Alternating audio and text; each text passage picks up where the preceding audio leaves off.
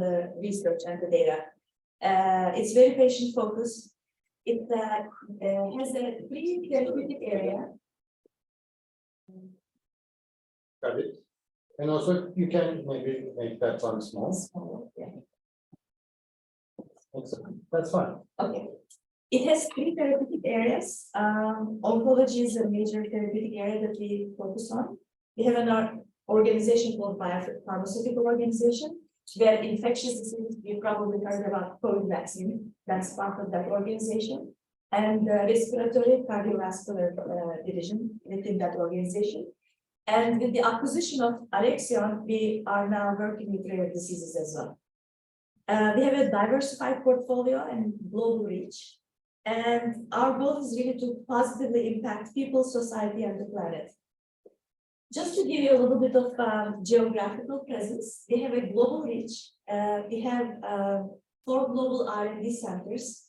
2 of them are in North America and 2 in Europe. The American locations are Gettysburg, is close to Washington, D.C. area, Maryland, NIH, close to there. And then 1 in Boston, Waltham area, and in 2026, we plan to move to actually Kendall Square within Cambridge.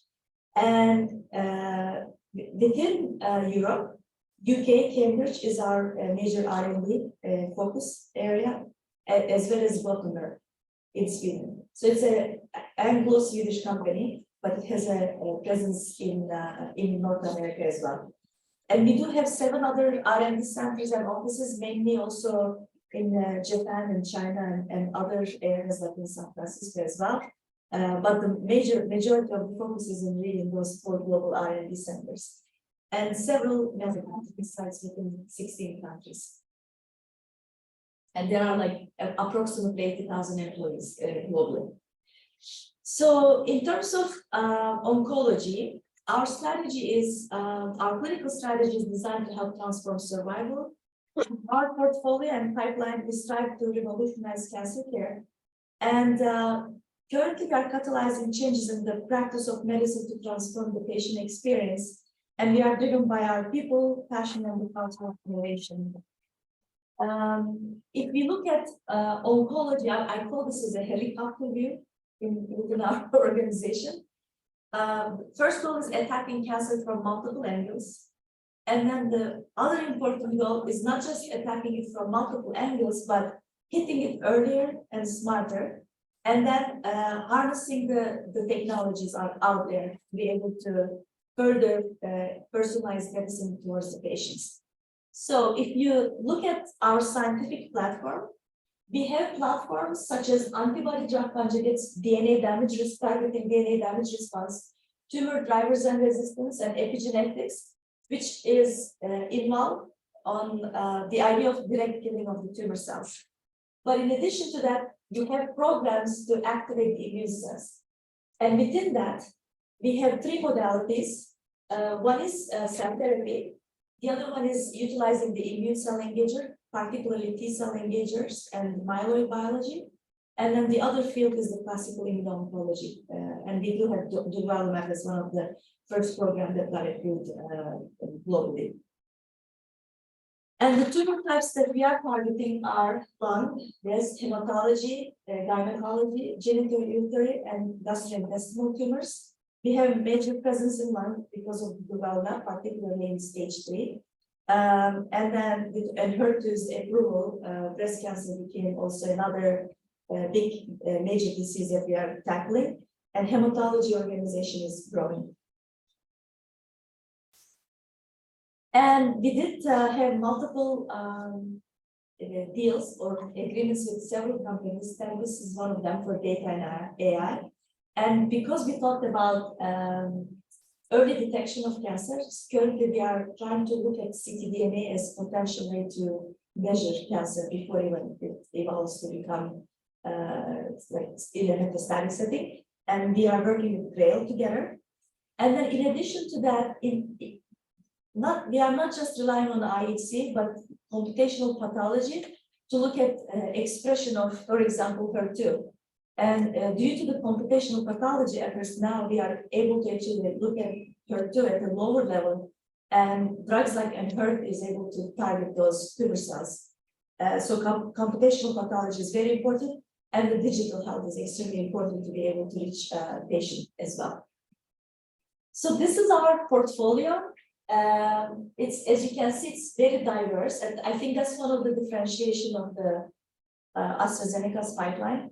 It has several different, as you know, cancer is heterogeneous disease. You have to really tackle it in multiple directions. You can't just focus on the immune system, or you can't just focus on the targeting the tumor cells. You have to think of it in multiple angles, because tumors evolve to escape. And understanding that disease biology and the escape mechanism helps us build a diverse portfolio. And as you can see, anything in blue is the agents that targets DDR pathway.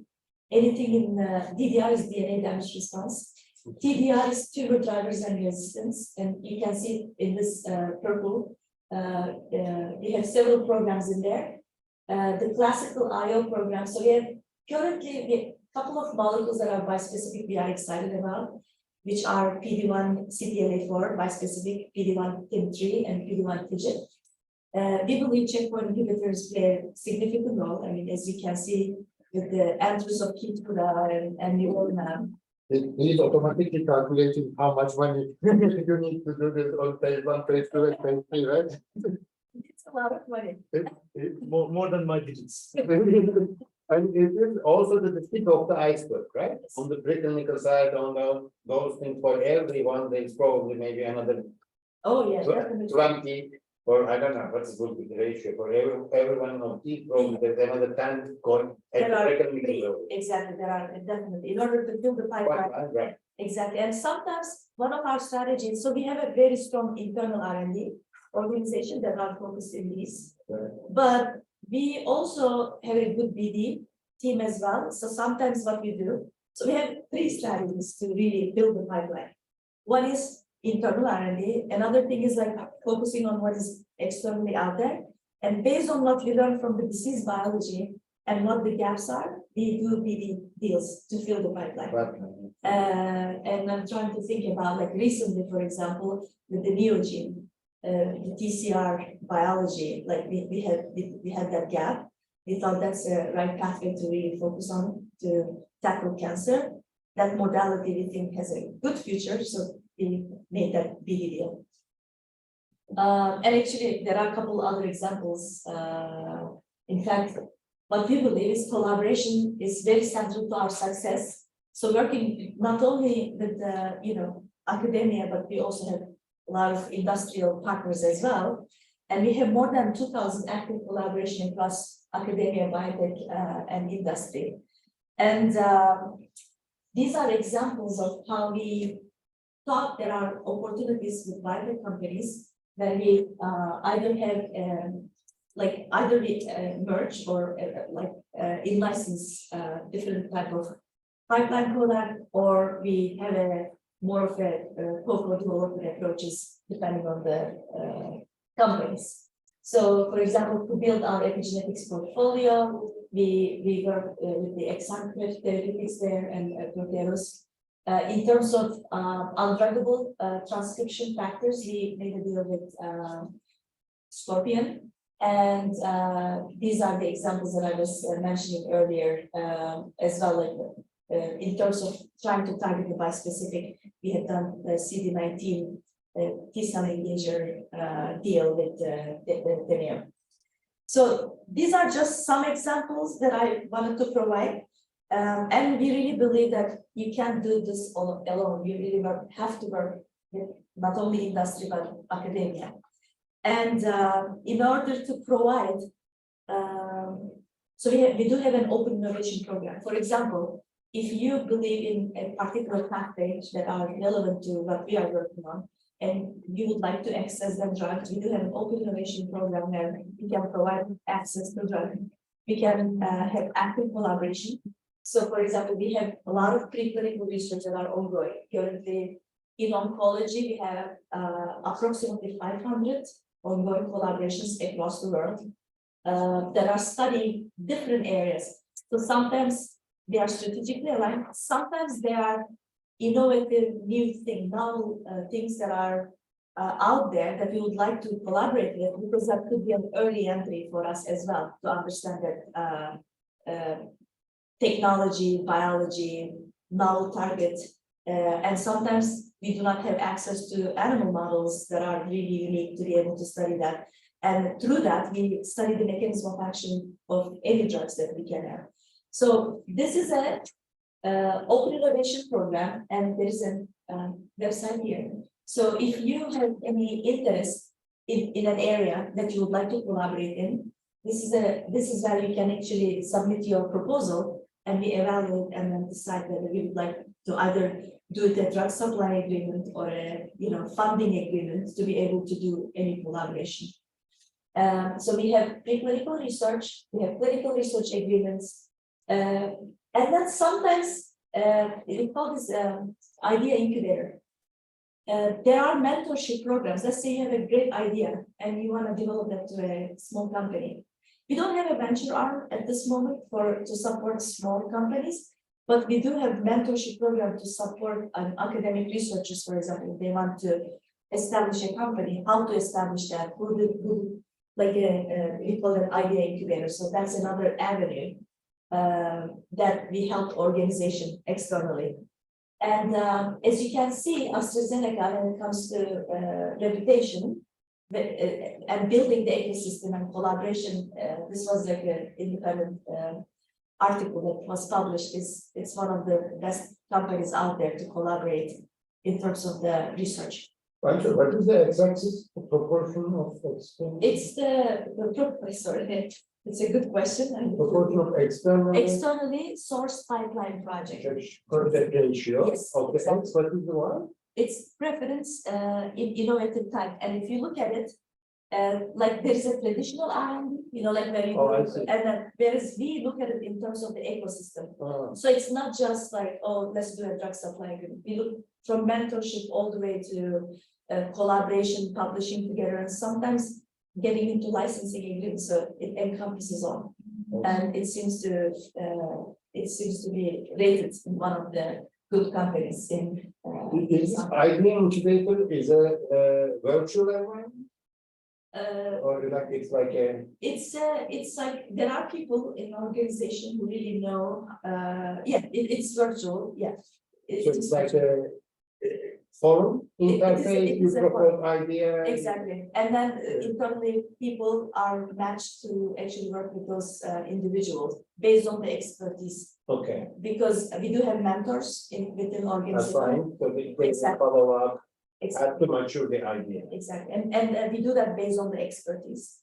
But if all of us go to idea incubator, apply it, all 5 of us, Yeah. do we see each other's ideas?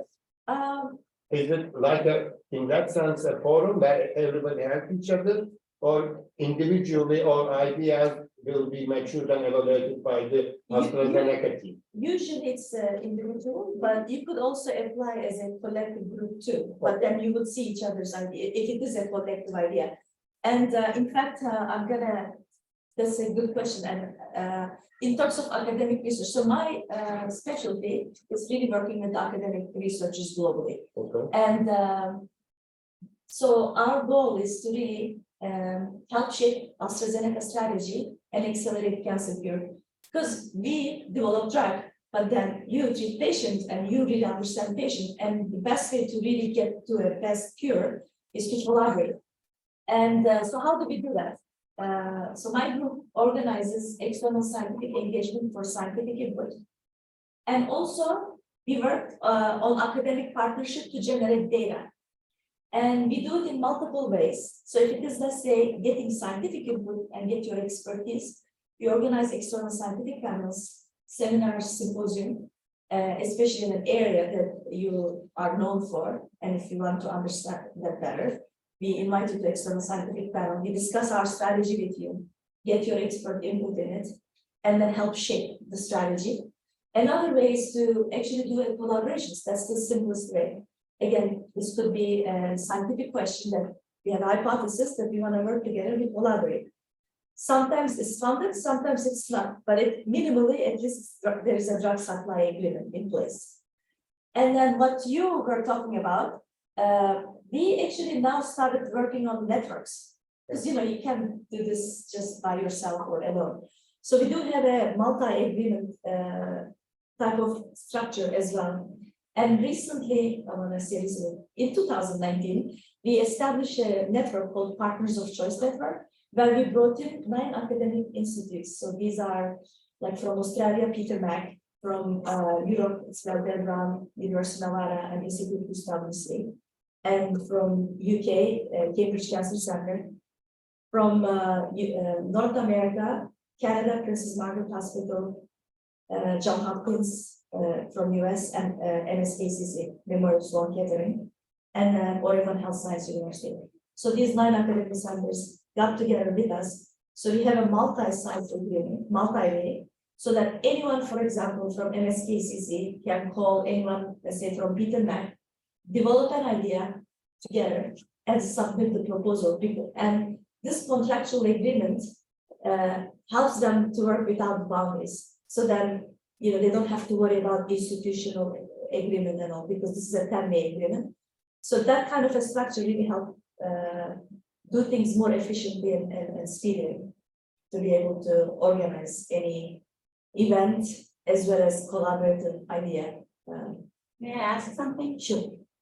We work for EU Horizon projects, for example, and in these calls, there are some cases relating to pharma and also rare diseases and something. Are we doing such kind of collaborations, working together as a partner? Yes. For partnership? Definitely. Like we do have, like there's, for example, Council for Europe that we are trying to work with them as well. We also have other consortium agreements that we play with.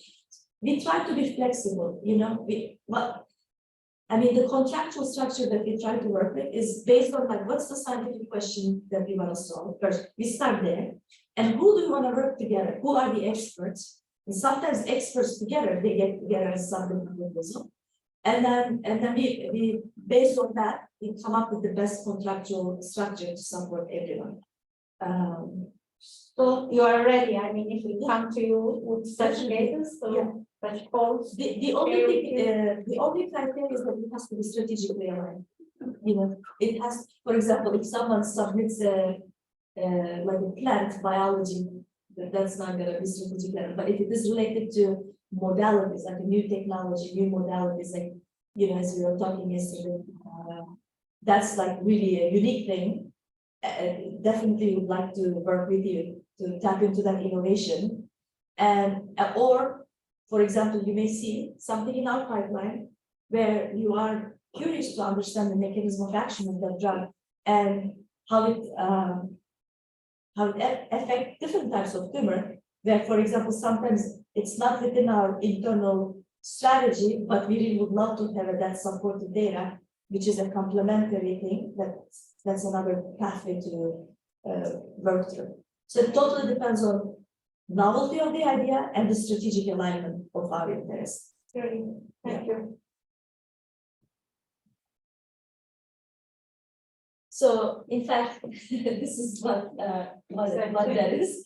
So, if you look at this 3-dimensional plot, so these are the AstraZeneca scientific pillars and assets that is of interest. So the IO, T-cell engagers, cell therapy, epigenetics, tumor driver resistance, DNA damage response, and TTDs, targeted tumor therapy, which has ADCs, antibody drug conjugates, as well as the radioimmunoconjugates. And of course, we have multiple stages of development, right? From discovery all the way to translational, early development, and late development. And really, the reverse translation is so critical. We do all our experiments in vitro, which sometimes are not like relevant to the patient. So getting a patient relevant model or patient relevant in vitro setting is critical for our science. So we work with these collaboration centers that we talked about, like patient relevant models to really study our pipeline. And these are the major tumor types for AstraZeneca at this moment, because we do have medicines in these indications. We want to understand those diseases better, so that we can go earlier, in earlier line, and hopefully prevent the disease at one point. So what external R&D does, our focus, is really survey the academic ecosystem, understand the capabilities, what unique models, assays, and technologies exist in those institutions. But are there novel targets that we would like to actually collaborate with? Because if you have a novel target that you really would like to develop drugs to, it's another path for us to collaborate with, where we have the ability, the technology to develop the, let's say, an antibody drug conjugate, or a CAR-T, but if we don't have the ability to like understand, so you would have the ability to understand the target, so that's another way to collaborate as well. And then other big gap that all pharmaceuticals have is the access to patient samples or intent to treat patient samples. Because you can look at TCGA database, you could look at multiple databases to look at even, is your target expressed in that setting? You can get that information, but that's not relevant to the patient, because when you are treating patients, especially if you are treating a patient who received multiple lines of therapy, that shapes the tumor microenvironment, that shapes the tumor. I mean, the tumor clonal evolution, there is a lot of pressure from the drug that is applied to the tumor, so it could impact the target biology, it could impact the disease biology. So what you see in TCGA may not correlate to the intent to treat patient population.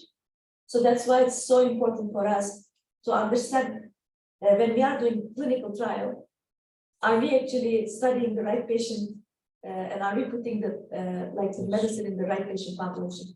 So for that, tapping into that existing biobank within those academic institutions and working with them is extremely critical. And that's where my group plays an active role. So we build connections and we matchmake the internal scientists and the external scientists together.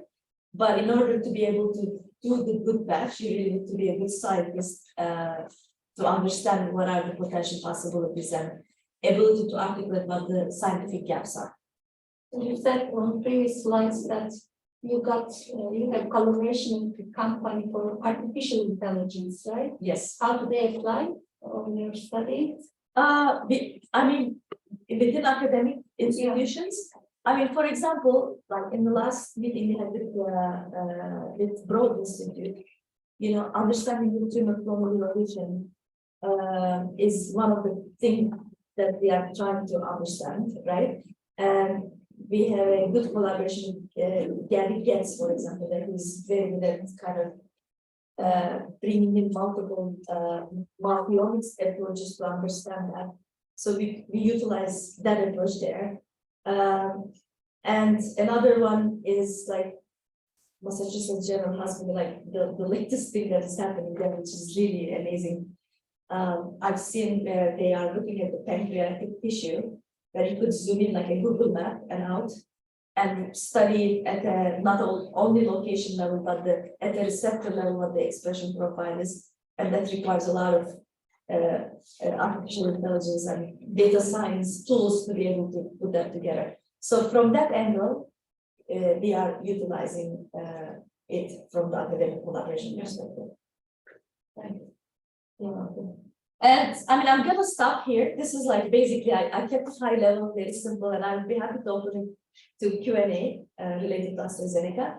But since I heard also there are students in the audience, I thought I would share. Mostly online, I believe. Yeah, online. Yeah. You know, seminar, so today we had this difficulty. We usually reserve this last week of seminars for master's thesis presentation. Oh, wow. So our regular thesis presentation started at 1. So we took your seminar to 12 for the master's talks to start at 1. But then they canceled the master's presentation because they couldn't organize the whole team. So therefore we start at 12 and students online. So that's fine. That's excellent. Yeah, it's at the same time about success of Mass Channel, actually Harvard support them and they have collaboration. Yes. Yes, definitely. I have been there and also my ex-wife get surgery support from Mass Channel. Yes. Nice place. It's really nice. Yes, yes. I mean, I Maybe was all really- the zinc, yes, but good institution. good institution, good investigators, Yes. and collaborators too. And also academic and professional doctors team also is so Good. good, open mind and service to client is so friendly and friendly. Definitely, and those are such important criteria when you are trying to establish Yes, yes. collaboration. Yeah, Because at the end, we can't do this alone. We have to work together. sure. Clinical team needs to work with the translational team, translation team needs to work with the discovery team to be able to really come up with a unique treatment paradigm and unique drugs to impact patients. Yeah, so that's basically, I kept it very high level. And, Okay. That was the last slide, right? oh, this is my career journey, so. See that. You know, I'd be happy to share and like my interest as well and Thank you, So this was on our seminar because I didn't introduce you properly, so right? that I would know. Please go ahead. You're Yeah. coming from the metro, of course. Yeah, so I was born in Antioch, Antakya, Yes, sure. and I grew up in this gece kondu. And so this is the first time, the reason I picked this picture, this is the first time when I'm like, oh, I want to be a scientist because our teacher introduced us to a microscope. So, and what I love is that, you know, she was talking about the concept of controlled experiment, you know, Pasteur, and, you know, I'm like, wow, this is really cool, it fits me. And that's when I decided to become a scientist, especially there was a cartoon. I don't know if you recall, people with my generation, there was this French cartoon about the human body, where the brain was giving signals and then there were these red blood cells carrying the oxygen bubble. Do you remember that? So that's what I want to study, but I did not know this was immunology back then. So I was 5th grade then. So I went to Middle East Technical University here, ODTÜ, biology, studied biological science. And then after that, went to Roosevelt Park Cancer Institute to do my Ph.D. and in tumor immunology, because I really was so interested in immunology. And back then, people did not believe that the immune system actually works, you know, like you can actually target the immune system to eliminate cancer. It was, and the reason why I'm mentioning that, in our lives, there are always going to be people who are going to say, oh, it's not going to work, or oh, this is like a witch scientist, or this is like a witchcraft thing. But if you believe in something, just pursue it. That's what I tell my kids now. Like, you know, just pursue it. If you really love and believe in something, do something about it. And so I studied cell therapy, actually, adoptive cell therapy. At that time, there were no CAR-Ts yet. It was Steve Rosenberg's, you know, if you take CTLs or tumor infiltrating lymphocytes, will you be able to overcome tumor and will you be able to get cured? That was the question back then.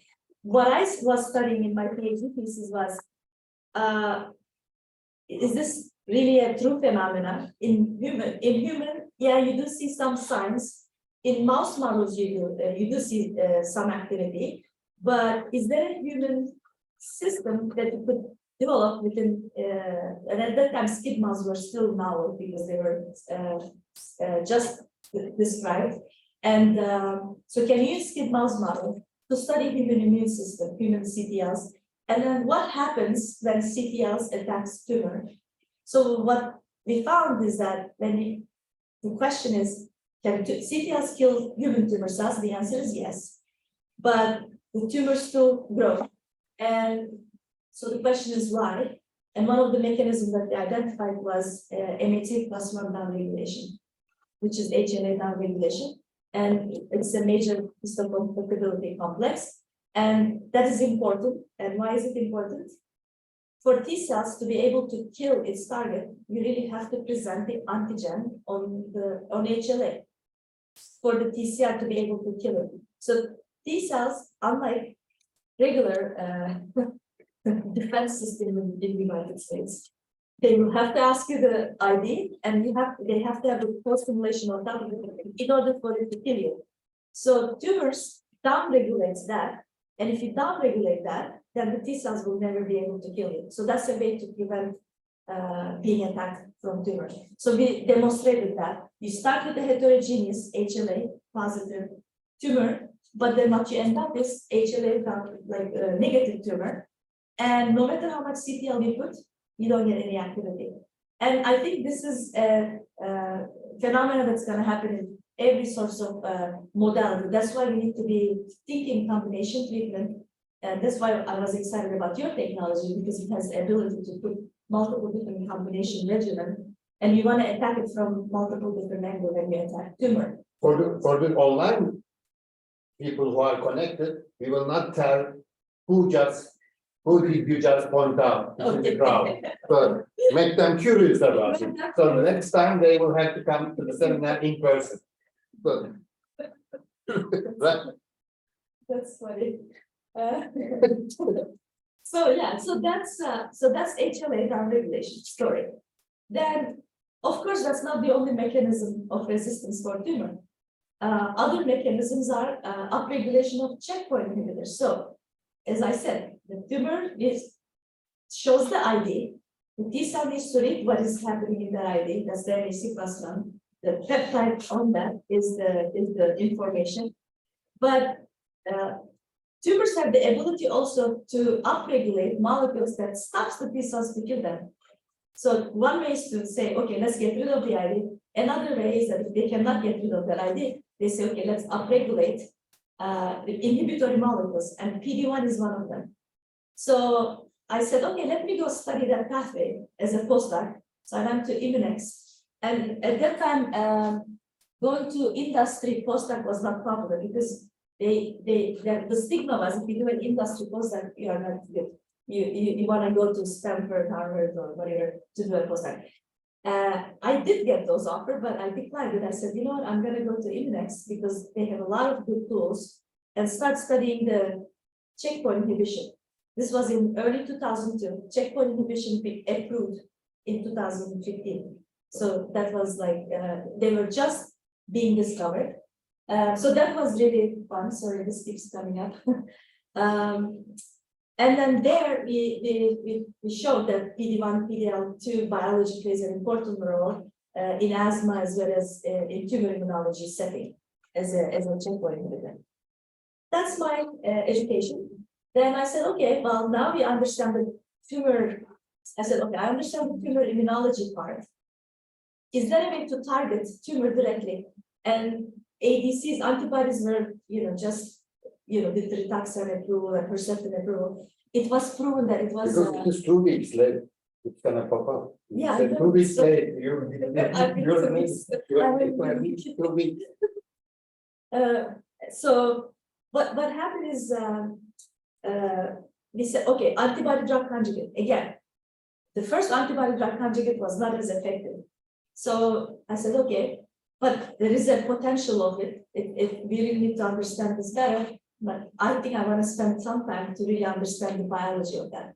So I joined Sanyal Genetics, and at that time they were really a tiny company.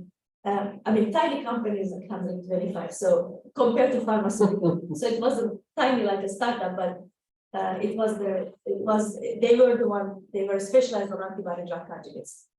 So the first program did not work well because they were trying to target an antigen, and the warhead on that ADC wasn't as potent.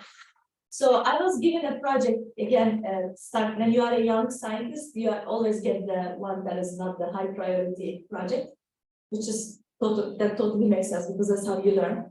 But it made me happy because it became the program that Sanyal Genetics, its first marketed program for Sanyal Genetics, and what made Sanyal Genetics at this moment. And that was targeting CD30 antibody drug conjugate that has an MMAE warhead.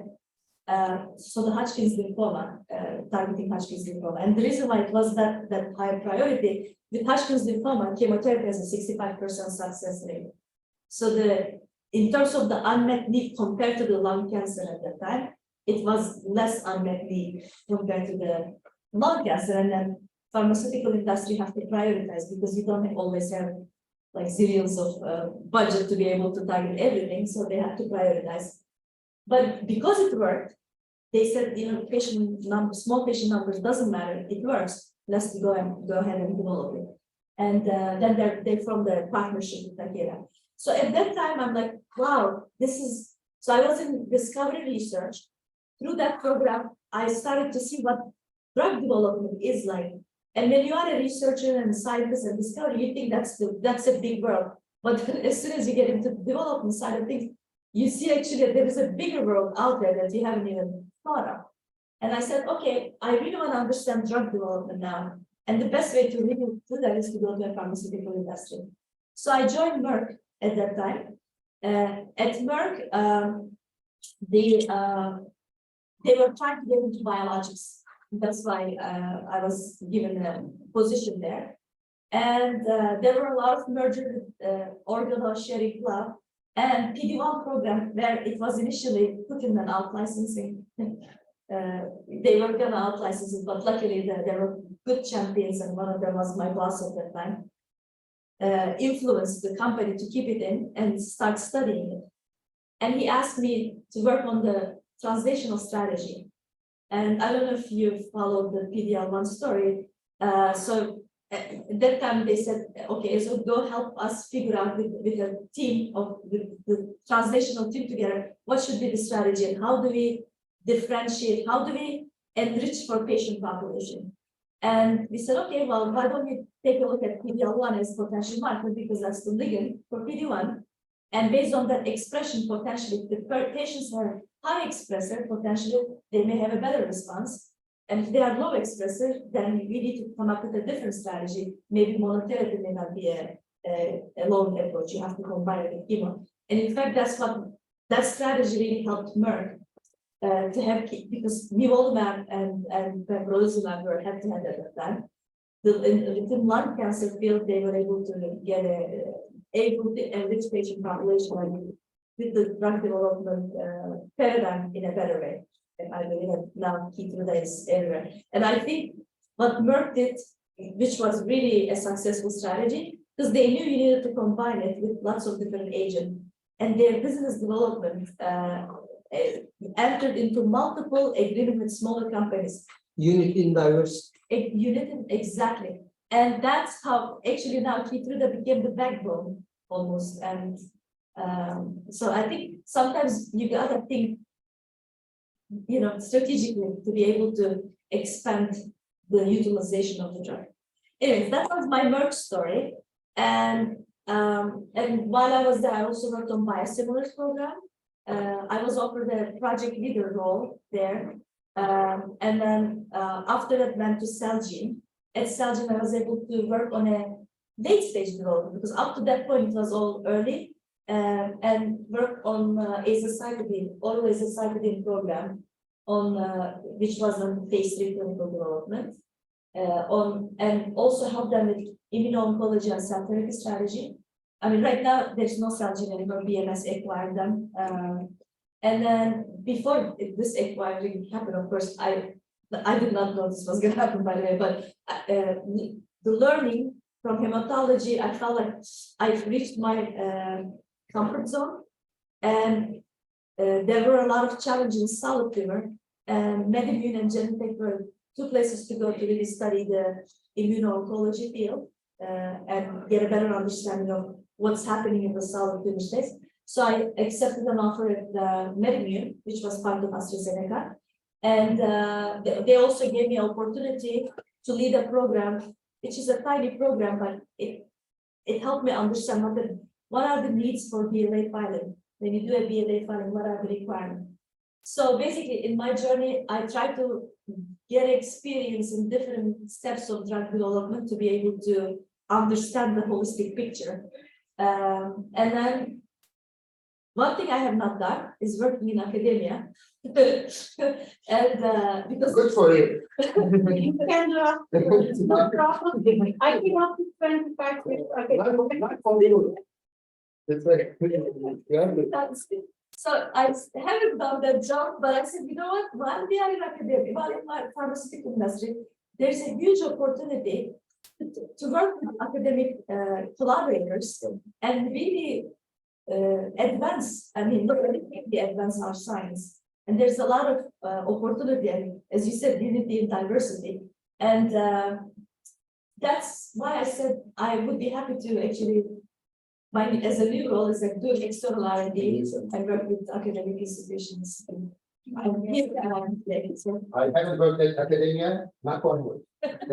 Or type of okay, any questions here, all from audience over there? I guess we can utilize both languages. I guess at least we overall, we will formally close the recording now. We should, yeah, we should close the recording. So the people, we will discourage video watching. They should deserve. The most exciting components will be live watching or face to face. So we will stop the recording. Bye bye for people who watch this.